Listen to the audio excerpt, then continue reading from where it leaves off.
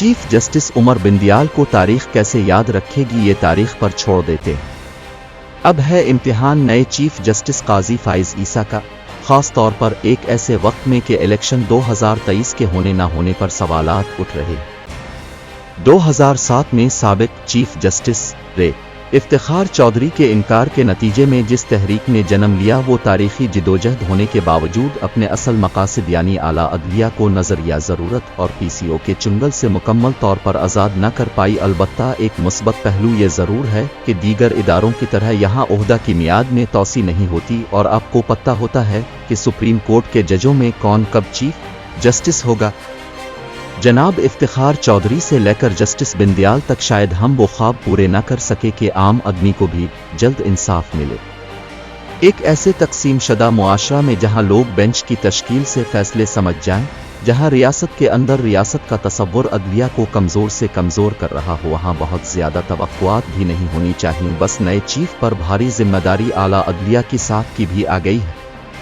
एक कंट्रोल जमहूरियत में जहां चंद साल बाद सियासत का नया स्क्रिप्ट तैयार किया जाता हो, जमातें बनाने और तोड़ने की फैक्ट्रियां लगी हों, वहां अदलिया के सियासी फैसलों में शक व शाबात आते ही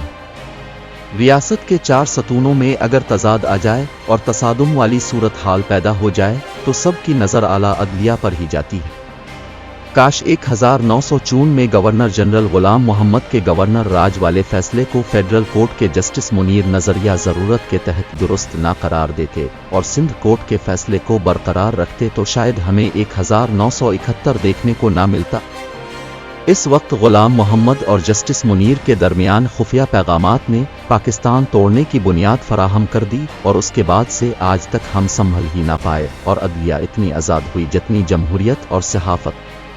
जिस मुल्क में एक वजीर आज़म को अदालती कत्ल के जरिया फांसी दी जाए और इस बेंच के एक जज सालों बाद एतराफ़ करें कि उन्होंने जूनियर जज होने के नाते फांसी के हक में फैसला दबाव में दिया और फिर वही जज इस मुल्क का चीफ जस्टिस बने, वहाँ इंसाफ ना होता है और ना होता हुआ नजर आता है। एक ज़माना था जब जजेस अपने फैसलों से बोलते थे, अब रिमार्क्स और टीवी के टुकरस के जरिया बोलते हैं। बदकिस्मती से वकीलों और सहाफ़ियों, सियासतदानों और सीएसपी और ब्यूरोक्रेसी की जो नई पौध इस फरसूदा तालीमी निज़ाम की वजह से सामने आ रही है, इसके वाज़े असरात हमें इन इदारों में नज़र आ रहे हैं।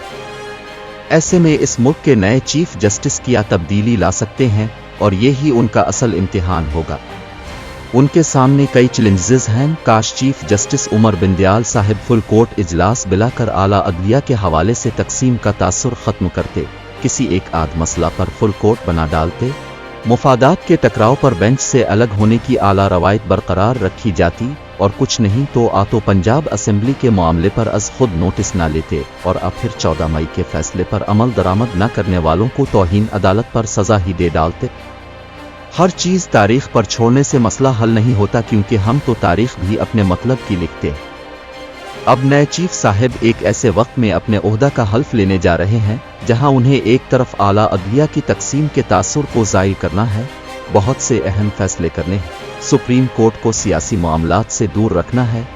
अज खुद नोटिस के तरीक़ाकार को और उसके खिलाफ अपील वाले मसले को देखना है और सबसे बढ़कर सिविल कोर्ट से सेशन कोर्ट तक, हाई कोर्ट से सुप्रीम कोर्ट तक और इन अदालतों के दरमियान इंसदाद, दहशतगर्दी की अदालतों से लेकर मिलिट्री कोर्ट तक के मामलात को सिर्फ देखना ही नहीं, हल निकालना है। आम आदमी के लिए तारीख पर तारीख के रुझान को ख़त्म करना है। शायद उनके लिए ये आसान ना हो, क्योंकि खुद हमारी वकीला बरादरी और बार एसोसिएशन सियासी तौर पर मुकम्मल तकसीम है, वकीलों पर बदकिस्मती से सियासी मुफादात हावी है। खुद मेरी बरादरी में सहाफ़ियों को वज़ीर, मुशीर और वज़ीर आला बनने का शौक़ बढ़ता जा रहा है, तो दूसरे से किया शिकायत। आज का तो फ़लसफ़ा सहाफ़त भी ये है, जो दुखता है वही बकता है, चाहे ज़मीर ही क्यों ना हो।